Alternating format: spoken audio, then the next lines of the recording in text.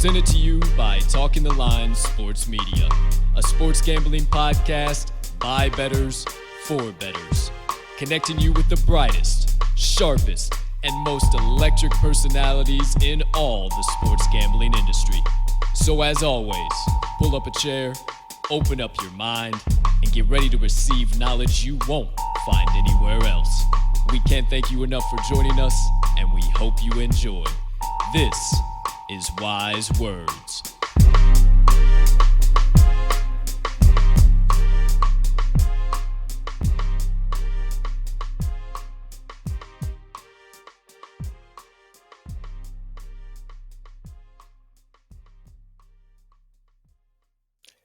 Good morning, good afternoon, good evening, ladies and gentlemen, and beautiful gambling people joining us for episode number 3 of the Wise Words podcast.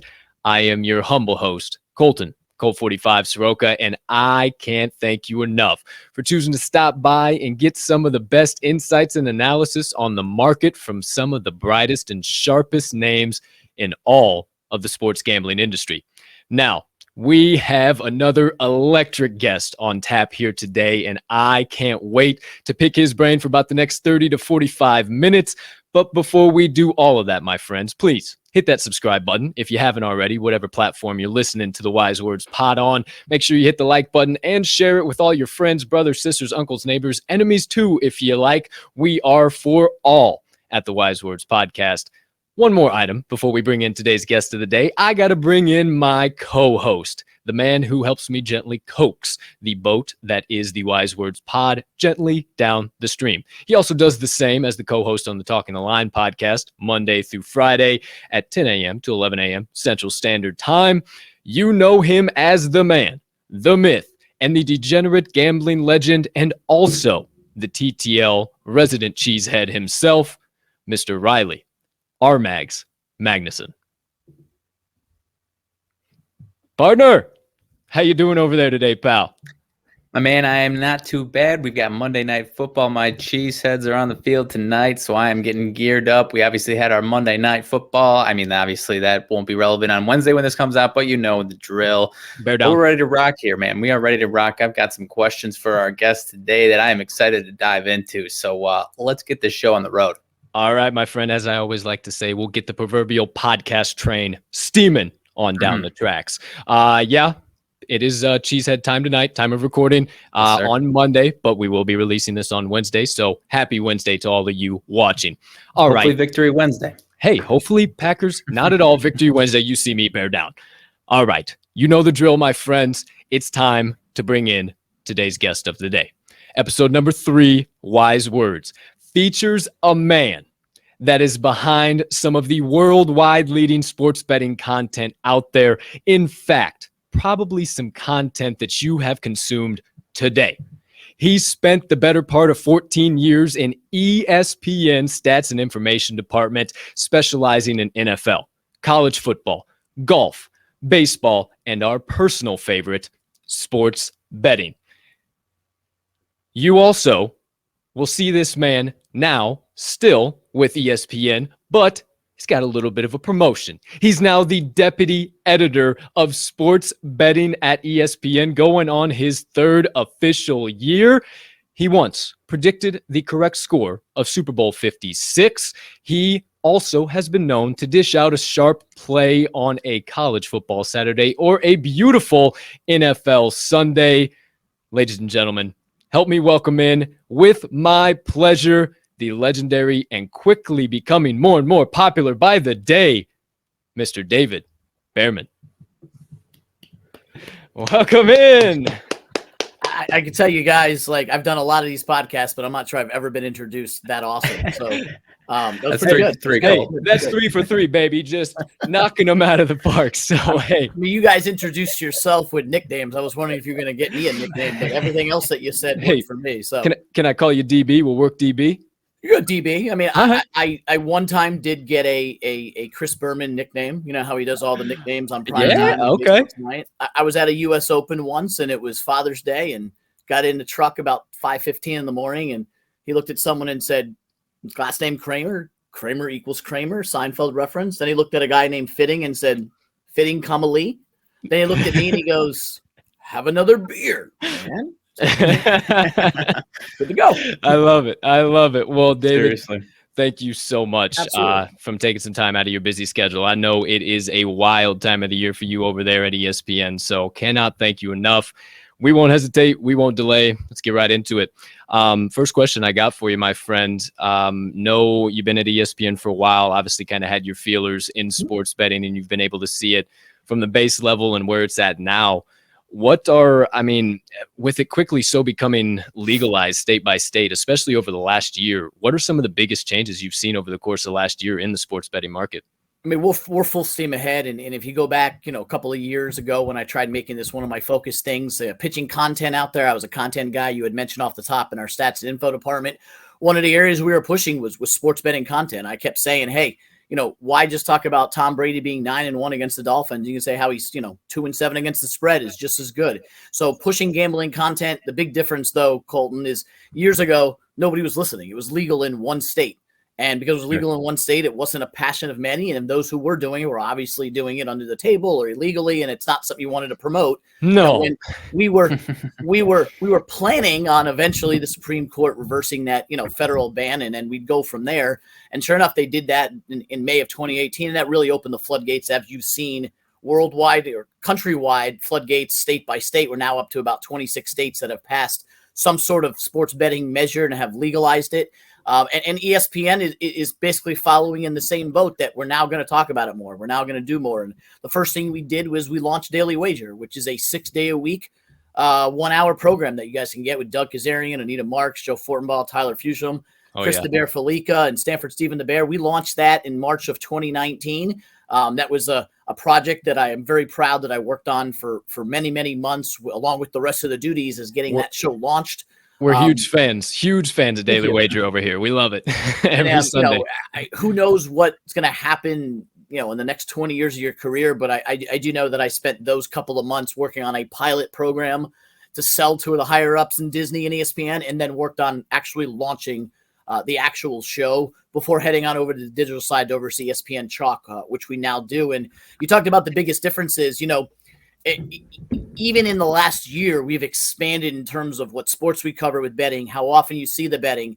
Not only do we have Daily Wager 6 times a week during football season, but we have the YouTube show Bet that is 3 times a week in the social space. We're doing Sunday morning shows from Las Vegas ahead of NFL content. And I don't know if you got to tune in last Monday. I know most of the world was watching the Manning cast that was going on.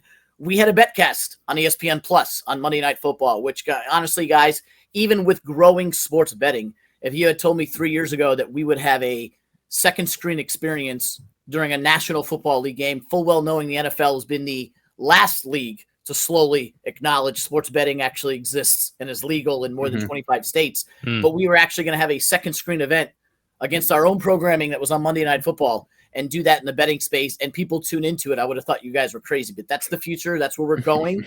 We've now done 2 NFL games. One was the wild card game last January, and we've done a couple of NBA games as well, and hopefully we'll get into golf and other things. So, that's where we're headed, and that's the biggest difference, where a couple of years ago it was a tongue-in-cheek. You might hear Al Michaels or Brent Musburger or, Lee Corso on game day saying, I like them to win by 6 and an extra point. Sure. Now lines on the screen, you see it during games, you see it on the bottom line.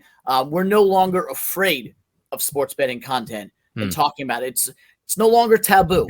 We're days away from the state of Connecticut formally launching sports betting in our own backyard, which is something that we've all waited for many, many years. I've been here 16 years and I've waited a long time. Then I have to drive to Jersey and play some bets. So that's what I tell myself I do.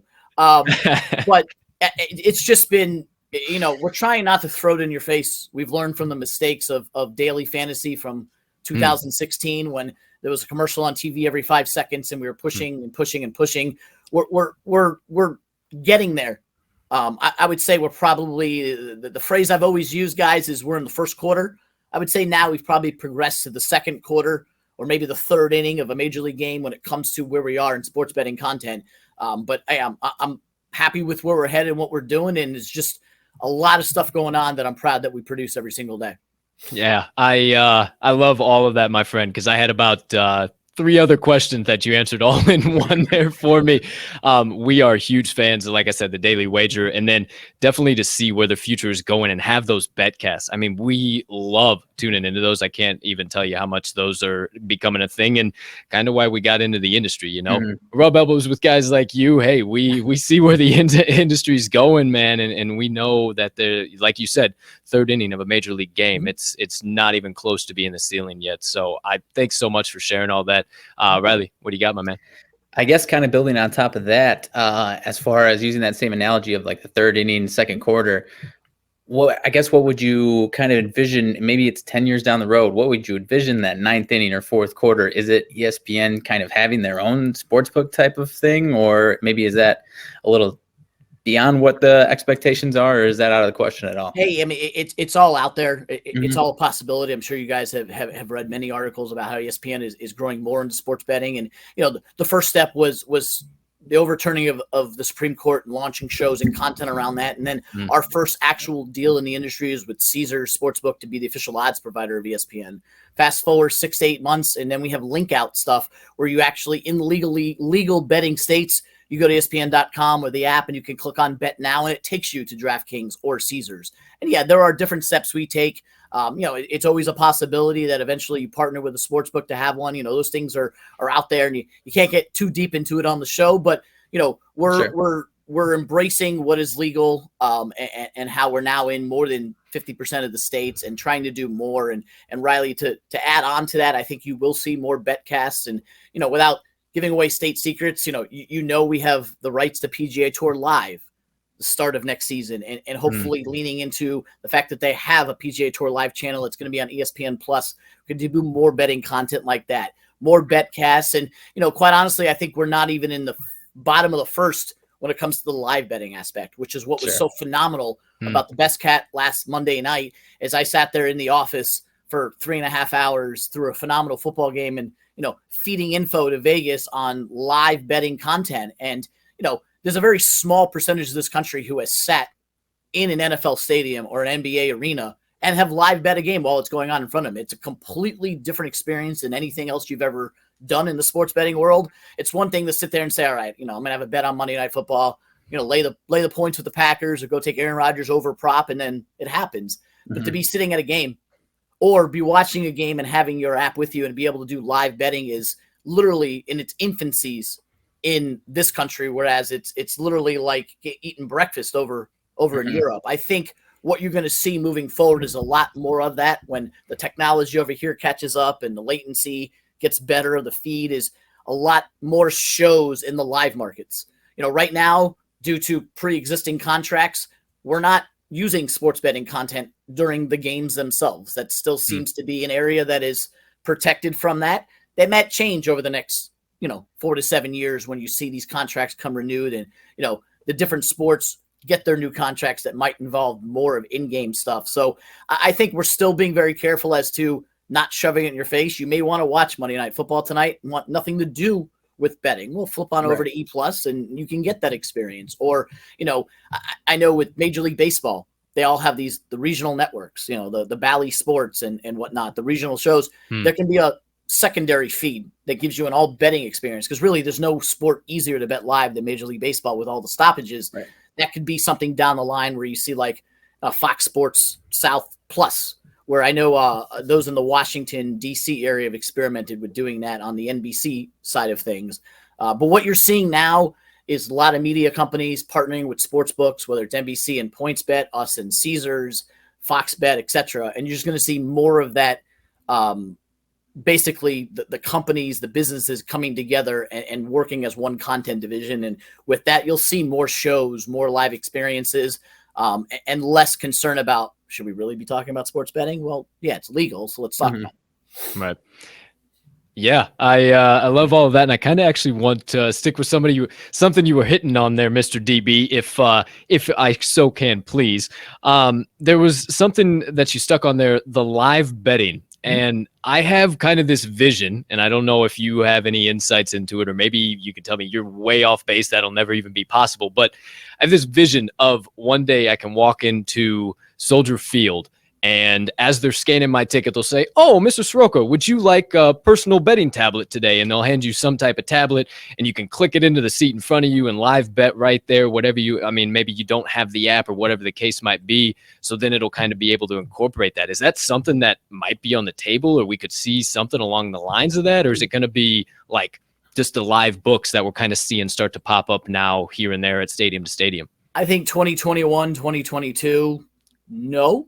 2023, 2024, yeah, I think that's a possibility. I remember 10 years ago walking into Dolphin Stadium, Joe Robbie Stadium, whatever you call it, and because I was a season ticket holder, they handed me this huge device that I wore around my neck that was able to program my entire fantasy lineup in, and it had Sunday Ticket built into it. And the owner of the Dolphins, Stephen Ross, owned the company that was experimenting with the season ticket holders, and I sat at my seat, and literally the DirecTV Red Zone feed swapped out, not due to the Red Zone, but due to my fantasy players. So anytime my fantasy player got the ball, it was like a Red Zone channel for my fantasy team. That's awesome. I can't remember watching one play of that game that I was at because I was watching the screen. So I would imagine at some point down the line, I mean, the NFL, and we have pieces. David Purdom wrote some excellent pieces on ESPN Chalk about the 180 the NFL has done. They were, again, one of the last leagues to come aboard, but you are seeing stadiums having sports books being built in them. You see one in Washington right now, talks about one at Wrigley Field. You're going to see them in other stadiums where you can go to the book but not be at the game, and vice versa. Right.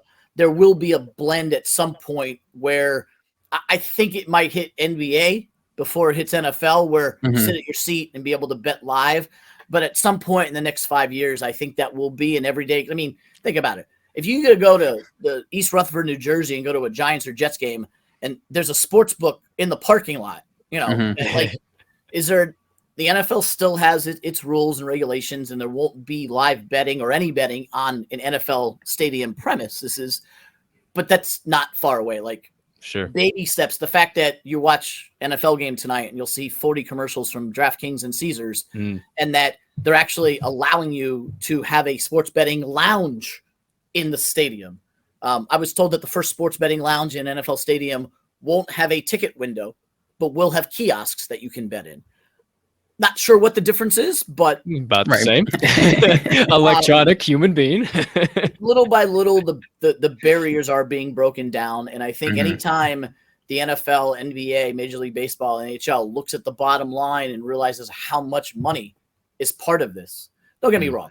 If the NFL cracked a deal with anybody and it said, 10% of all gambling revenue is going to go to the NFL, you'd be able to bet from any seat in the stadium.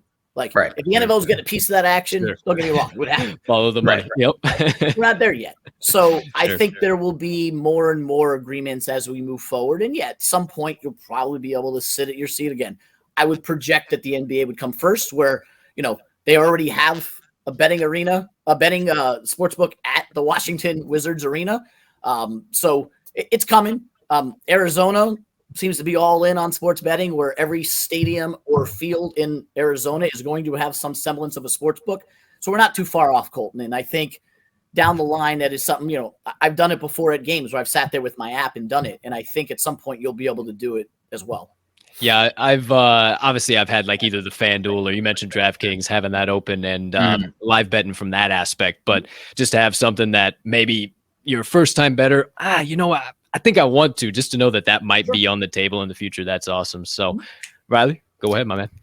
I guess kind of building off that, if you had to pick one sport, this might be a little outside the box. Maybe it's not in your wheelhouse. If you had to pick one sport that might rise in popularity, whether that's kind of get on that same level as some of the big boys, or maybe it's some obscure sport that we're not even thinking of that might at least be more of a household name as far as the sports landscape. Is there one sport that maybe it's just a random guess, maybe there's one that you can kind of see coming up?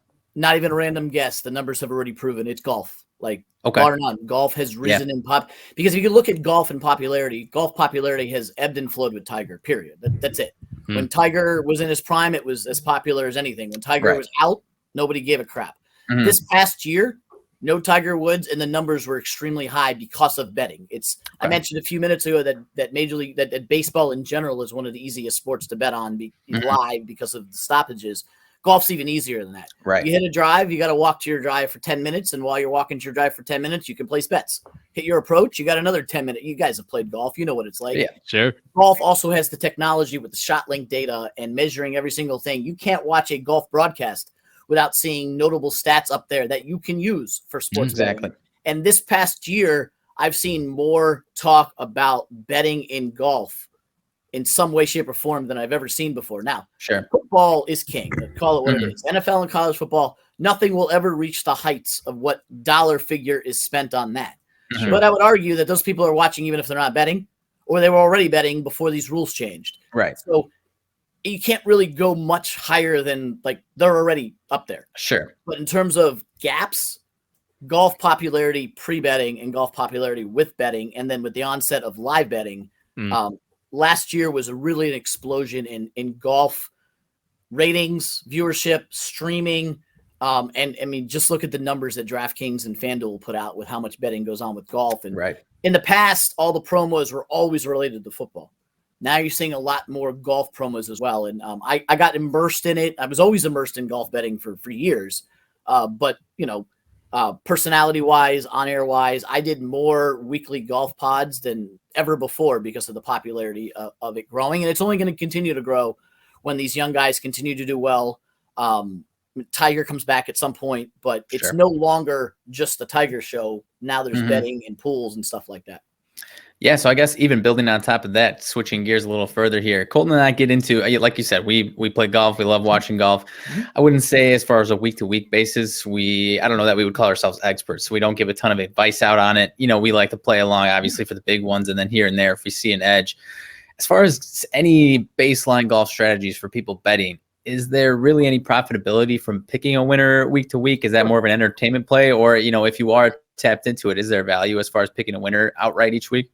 I would tell you that as someone who does this every single week and do it for a living when it comes for the golf side, is treat the picks to win as your snackable lottery type tickets. Like if you're going to do a scratch off, like don't go big, spend your $5 to $10 picking these guys, especially the longer shots you might hit every once in a while. But the real money is spent and won on top 10s, top 20s, props, matchups, etc. So yeah, I hit a couple of winners this year that helped pay for my year, but I did significantly better in the head-to-head matchups, the daily matchups, and most profitably for me was the top 10s and top 20s because you can get really good odds and it's a lot easier to get a top 10 and a top 20 it is to win. Where I've made my money in the future market of wins is having some of my guys in contention to be able to go then pick somebody else on Sunday. Take the British Open as a prime example. I had Louis Oosthuizen at 35 to 1, and I had Justin Spieth at 40 to 1 pre-tournament. They were 1-2 going into Sunday, so I naturally bet on Morikawa 3. Morikawa was about 3 to 1, and the 3 to 1 shot won. I did not win nearly as much as I would have if the other two knuckleheads had come in, but it allowed me to go ahead and bet on someone else. You don't get those every week. There are some weeks you go into Sunday with nobody available. But if you're consistently betting top 10, like Tony Finau is a perfect example. That guy can't win. He did. He finally did.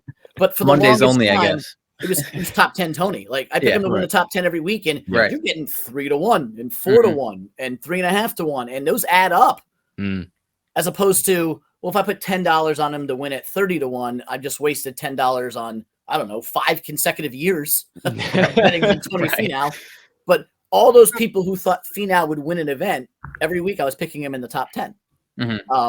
Guys only get 1 to 2 wins a year, but they get tons of top 10s and top 20s. And that's where I've made my meal money there. I've been very good in doing matchups. I'm a big fan of watching Thursday and Friday on TV, diving into the box scores of golf to make my Saturday picks. So I kind of go a little light Thursday, Friday, and I go all in on Saturday with matchups. And then Sunday, Sunday's my day to bet it live just because you have all these different things going on and you can watch it and do it. So many, many different ways to bet golf. I'm not saying that's not the case in other sports, but for the most part, football is side, total, props. Golf, you can make a million different bets on. all over the map with golf for sure. And actually, one of the last ones that you mentioned, that live betting, the head-to-head, hole-by-hole betting, you talk about an electrifying sweat and a half. Sign me up every Sunday, every championship Sunday. I am with it. But you look at the Travelers Championship that Harrison English went 8 holes in to win in our backyard here, and I woke up Sunday morning and I didn't have a dog in the fight. I watched Harrison English do very well on hole 1. I said, there's like 9 different guys within 3 shots of the league. I'm going to throw a dart, and the dart landed on Harry, and I took him to win. And then you fast forward 4 hours, and they're in an 8-hole playoff, and it's nonstop sweat. I had Bryson when he was in the playoff with Patrick Cantlay, and that was a sweat that probably aged me 10 years, and I lost because I wound up betting on Cantlay at some point. But I had Bryson at 24-1, and he had 74 chances to win. It was like the 86 Red Sox. Like, you got to win or not. I love it. Well, Mr. DB, I think it's about time we address the elephant in the room. We've talked about golf. Now it's time to revert gears here just a little bit. Obviously, we can see it all there behind you. Big Dolphins fan, we know. Now, I'm sure you could imagine what I'll ask you, and you could go down just about any rabbit hole here, a million different directions. So we'll kind of keep it centered a little bit on your Dolphins. Now, I'm sure you already know this. The Tua injury news came out. It's kind of going to be him as much as he can tolerate pain. What's really going to happen there? What are you thinking there? Where do you think they're stacking up in the AFC East? Because the AFC East, in my mind, is getting more and more confusing as the days go on here. And should fans be hitting the panic button? Or maybe, are you hitting the panic button yet? You know what the greatest thing about the NFL is? Like, if you were to go back and rewatch shows that you taped the week before, how different things are. I did about 4 Dolphin podcasts last week, and I was on the moon, first place Miami Dolphins, talking playoffs. Tua's a Hall of Famer. And this week, yesterday at Buffalo Wild Wings, the waitress comes over to me and goes, "Can I get you anything?" And I said, "Cyanide, shotgun, you got anything for me?" Franchise quarterback, out for the game. And at the time, Lord knows how long, and the team down 21-0 to our, very, very popular and lovable Buffalo Bills. I'm not hitting the panic button yet. I like what I saw week 1. Now that Tua's injury is not deemed serious, cut a break. This is a guy who had an almost career-threatening hip injury in college, and not being able to walk off the field. Roll Tide. If you re-injured it. Now that if you had said to me yesterday at 4:00, top to bottom, what's the best case scenario? I would have said bruised ribs day to day would have been number 1 on the list, as opposed to career-threatening hip injury at the bottom. I'm still believing Tua, and I'll tell you why. I don't think, and I had this argument with my cousin last night, I don't think we've seen enough to make a determination. There were Dolphin fans who were ready to jump ship last offseason because of 9 games of data, without training camp, without preseason, without any weapons. Talking about 9 games. Like, Peyton Manning didn't have a very good 9-game start. Like, Josh Allen didn't have a very good 9-game start. Joe Montana didn't have a very good 9. If you actually look at the numbers, Tua's numbers weren't even that bad for 9 games. I know they were comparing him to the golden boy out in LA, Justin Herbert, and wrong pick, back-to-back picks, blah, blah, blah, blah, blah. I said, get him some weapons, get him an offseason, let him another year removed from the injury, and we'll see what happens. We've had 1 game. Now everybody's like, "Oh, just go get Watson. Tua's done." All right. I'm not sure Dan Marino would have looked like Dan Marino behind the crap that offensive line was yesterday. I mean, it was like rolling turnstiles there. Tua got smashed on 3 of the first 5 plays. I don't think we have enough information to hit that panic button. No, I would not trade the rest of my franchise for a person who is currently has 22 lawsuits with his name on it. I'm not doing that. Very true. Right. I'm not sure Deshaun Watson can do well behind the offensive line that we showed yesterday. Yeah. They need to make sure that line is better before I give you an honest assessment of where I think Tua is after 10 games of an NFL career. Is he injury prone? How many other quarterbacks get up from that hit yesterday? Because you know what? There were 7 quarterbacks who left games with injuries yesterday, and Tua just happened to be one of them. I'm not thrilled that I'm about to go fly to Vegas to see Jacoby Brissett play. I'm happy I'm going to be in Vegas, but I was hoping to see Tua play, and it's not out of the realm that he'll play. Sure. If Jacoby Brissett is the quarterback moving forward, the Dolphins are not going to make the playoffs. Like Captain Obvious here. Day to day, week to week. We'll probably miss a few weeks. Not ready to panic yet.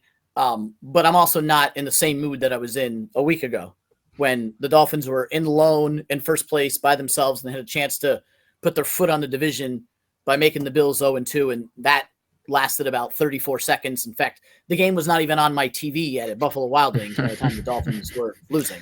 So not ready to panic yet. Still high on them. If Tua comes back and can stand upright, I still think it's a team that battles New England for a wild card spot. I mean, I'm not going to lie. Buffalo's winning that division. Like, I know after 1 week, they got their butts kicked by Pittsburgh. The Dolphins beat the Patriots. The Dolphins are going to win the division. I had no illusions that even with a healthy Tua, they were going to beat Buffalo, because look at what Buffalo has done the last 3 years to Miami. Sure. At the end of the day, Buffalo is going to win that division, and you're battling for 3 wild card spots. I don't think Denver's better. I don't think the Raiders are better. I don't think the Patriots are better. That's why I think the Dolphins can still battle for a playoff spot. Now, if Tua is going to miss 2 months, guess I'll be betting more. But yesterday was not a fun day. And, think about, I'm also a huge Gator fan and alum, and played well but lost to. I would have signed up for 1-1 before the weekend started. I did not see it working the way that Florida would come within a missed extra point and a horrible 2-point conversion from beating Alabama. Right. And the Dolphins would not even get off the bus in South Florida. But I honestly, it was 21-3 Alabama, and I figured the opposite was going to happen. But right. Welcome to the life of a Florida sports fan. Well, thanks for the insights. All right, Dolphins fans, you heard it here first. I know we have a couple in our audience. Don't hit the panic button, per the legendary David Bearman. He has said it already. Leave it alone. You're all right. Just relax. I look at it this way. If Tua's healthy and he gets protected, they have a shot at the playoffs. If Tua is not healthy, there's no panic button. The season's over. You're not making the playoffs. Jump off the cliff. Jump off the cliff. It's over. What do you got, Riley? Yeah, I guess last thing for me, you mentioned Florida. Is that optimism for the future, whether it's this year going forward for Florida football, or is that kind of just more of the same from the last decade? I mean, I'm not a moral victory guy. I don't take victory laps after 2-point losses. Right. I will say, though, you're down 21-3 and getting your ass kicked in the first quarter versus the number 1 team in the country, and you outplayed them for the next 3 quarters and came within a play or two of actually upsetting them at home. Sure. There is optimism. I can tell you that I saw a lot more from Emory Jones this past week against Alabama than I had seen, period, from him. They also played without their awesome backup quarterback, Anthony Richardson, who maybe he gets in there for a play or two if he's healthy and that game ends differently or starts off differently in the first quarter. I think the schedule lines up where you got Georgia and LSU. And honestly, Riley, that's what's going to make or break their season. Yep. They came close at home versus Alabama. Georgia on the neutral site game ain't going to be easy. They're better than LSU. And, if they go 10-2, they'll make a New Year's Six bowl and they'll play in a big bowl game. 11-1, you have an outside chance at a national championship semifinal. Yeah, most definitely. Maybe, optimistically, the goal is to beat Georgia and get a second shot at Alabama. Yeah, most definitely. Because if you think about it, even though they haven't beaten them, nobody else has lost to them by 1 score 2 consecutive games. They lost by 6 last December with a shot at a national title, and they lost by 2 this time, and nobody else has done that. So there is optimism there. I've always been a fan of Dan Mullen. I've wanted Dan Mullen the last 3 or 4 hires that they made. I think he'll be fine. I'm excited about their quarterbacks and their wide receivers. They tackled like my kid's flag football team in the first quarter, and that ultimately is what cost them the victory because you had 3 possessions where it looked like it was 11-8. They battled tough again. It's still, at the end of the day, win-loss, it's an L. But in the grand scheme of things, they didn't drop in the polls. And I know that's what matters to a lot of people. With the way college football is set up, with the committee looks at this as probably a moral victory. And if the voters didn't drop them, I know at the end of the day, nobody else is going to play Alabama as good as Florida did. So hopefully you get another shot at them. But there's optimism. I don't see them losing to Missouri or Tennessee or Kentucky, not to make small, but Dan Mullen hasn't lost those games at Florida. Dan Mullen has lost to Alabama. He's lost to Georgia. He's lost to LSU. That's who he loses to. So I think they can beat Georgia, and we'll go from there. Yeah, I mean, Colton doesn't want to hear it because he's a Bama fan, but I'm ready for some Hold on. chaos, some shakeups here in college football because someone like Florida or Ohio State, obviously Clemson might be out of the picture this year, but I need some more shakeups. I don't think you're getting it. I think Alabama I don't think so kind of fell victim to the environment. What you saw in the first quarter was Alabama, and then Florida played much better, and they had an environment that a lot of people aren't used to. Like, I've been to the Swamp. Yeah. 90,000 fans. That's a hard place to win. Oh, yeah. And eventually that's what, you have a freshman quarterback. Nick Saban was saying after the game that they have a clap. You couldn't hear the clap. There were a lot of clock management issues. At the end of the day, it's really not up for discussion. Alabama's the best team in the country, and they're going to win another national title. I don't think anybody's going to beat them. Georgia might, but I'm hoping Georgia doesn't have a chance to because I want Florida to have a second shot at it. Right. Unlike previous seasons where you could legitimately say, yeah, well, Clemson can beat them. Ohio State can beat them. Oklahoma's not good. So at the end of the day, it really is Alabama and Georgia, and we'll see. Yeah, for your sake, hopefully Florida instead of Georgia. Right. And I know the whole world wants to see Alabama, Georgia in December, and we'll probably get that. But, if Florida beats Georgia and doesn't lose another game, not much is going to stop Alabama. So, right. Most definitely. All right, Mr. DB, one more from me, and then we'll make sure everybody gets all of your socials, everything, so we can follow you on there. Now, this one is a little bit more niche, and maybe you don't have the answer right away. And I was thinking maybe if you didn't have the answer right away, maybe in care of @Talking the Line, you put out a little tweet about it later, maybe if there is some stats. But had a little conversation with a friend of the show, outside of the show, and we were talking about kickers. Is this trend that kickers are missing at a higher rate more than ever now? Is there truth behind that trend, or were we just not paying attention 5-10 years ago and we just missed all of that? Or does it seem that kickers are just missing at a ridiculously high rate now more than ever? It all changed when they pushed the extra point back 15 yards. That has changed it. I mean, the data is there. These guys are missing more extra points than ever before because they moved it 15 yards back. I couldn't tell you whether they've missed more in the first 2 weeks and last year, but the last couple of years have been a lot of bad misses, more so than just extra points. You've seen misses from field goals. Like, everybody assumed that Minnesota was going to make that game-winning field goal yesterday, and I had a Arizona-Seattle parlay and survived Arizona to then crap the bed 10 minutes later with Seattle. I don't know if there's a reason that they're missing field goals. I can tell you the data is there that extra points have significantly dropped because of the pushing it back. It's part of the game. It is what it is, and you got to have a good kicker. And I assume we're talking NFL because college football kicking is a whole other animal. Yeah, college kickers, forget it. I don't know, and I can find out if the field goals are down. Yeah, that'd be sweet. That'd be sweet. Tweet at the show. Extra points the last couple of years have been pretty. Yeah, most definitely. And I mean, it cost Seattle to win yesterday. Sure.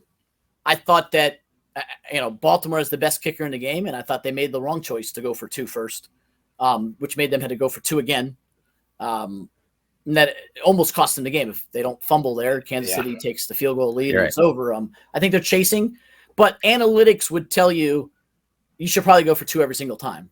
I mean, I'm not going to argue for or against it, but the math tells you that going for 2 every time has better win percentage than kicking it. And you're seeing more and more teams do that, especially early in the game. Right. And whole teams are hiring analytics departments for crying out loud now. They know that's what's behind a lot of the games now. So if there is any, go ahead. I can't tell you it's starting to affect the betting side. Those key numbers are 3 and 7. Yeah. And when you got 3.5 or 7.5, you're trying to buy the hook. It's not as profitable as it used to buy that because it may not matter. Like last night's game should have been a 3-point game, and it wasn't because of going for 2. Sure. Yeah, that's definitely something to think about. So, well, without further ado, we'll let you get on about your day here, David. We would absolutely love to have you back on again. We'll most definitely have a second season. We're going to revisit some of the first guests that we have. So I know I definitely have a lot more that I could ask you about, and I'm sure we probably get into week 12 or 13. Maybe we revisit those Dolphins, see how you're feeling, then bring you back in. So outside of that, Riley, do you have anything else we missed? No, sir. I'm all out. All right. Well, David, as far as your social platforms, I know we follow you on Twitter. Where can everybody follow you as far as your handles or any of the content you might put out there? Sure. I'm on Twitter at dbearman, Bearman, ESPN.